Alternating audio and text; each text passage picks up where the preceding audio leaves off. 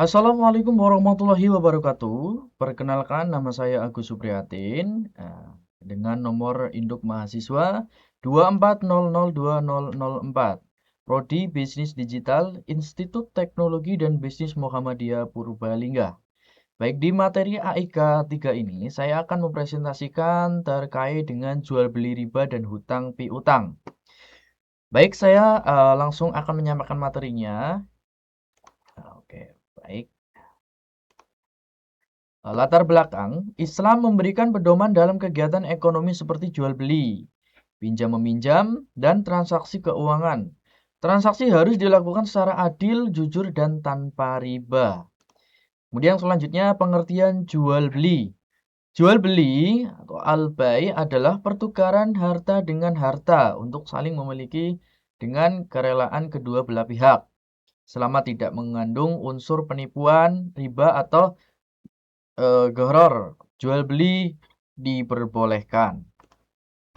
Kemudian dalil tentang jual beli. Allah telah menghalalkan jual beli dan mengharamkan riba. Quran Surat Al-Baqarah ayat 275. Islam mendukung kegiatan ekonomi yang sehat dan adil melalui jual beli yang sah.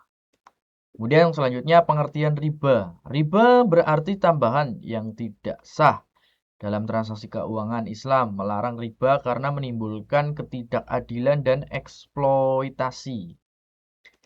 Kemudian yang selanjutnya dalil tentang riba. Orang-orang yang makan riba tidak dapat berdiri, melainkan seperti berdirinya orang yang kemasukan setan karena gila. Quran Surat Al-Baqarah ayat 275. Ayat ini menunjukkan dampak buruk riba bagi moral dan sosial. Kemudian yang selanjutnya pengertian hutang piutang.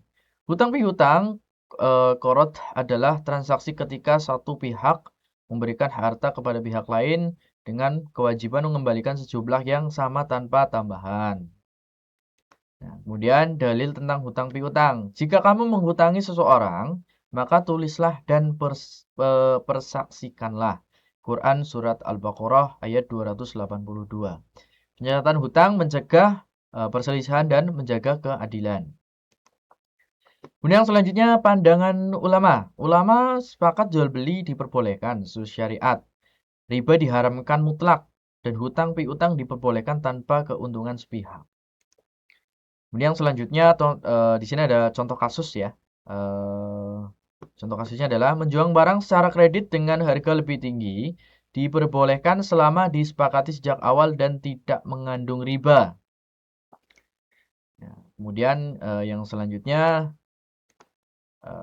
kesimpulannya ya, yang pertama jual beli diperbolehkan dengan kejujuran dan kerelaan. Yang kedua, riba diharamkan karena ketidakadilan. Kemudian yang ketiga, hutang piutang bentuk tolong menolong tanpa keuntungan. Kemudian yang keempat, semua transaksi harus sesuai prinsip syariah. Ya. Pada intinya untuk kesimpulan yang pertama itu jual beli diperbolehkan, asalkan itu kita itu sebagai penjual itu harus jujur ya, harus jujur. Kemudian transaksi antara kedua belah pihak antara penjual dan pembeli itu mempunyai akad yang jelas dan tidak mengandung riba seperti itu. Kemudian yang kedua, riba diharamkan karena ketidakadilan. Ya jelas ya. Untuk yang kedua terkait dengan riba itu diharamkan memang betul ya, menurut saya betul karena apa? Eh, Muncul ketidakadilan ya.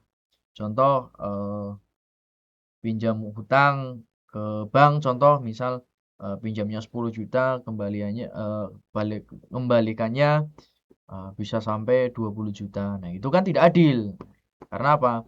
Mengambil keuntungan begitu tinggi ya, itu diharamkan ya, riba.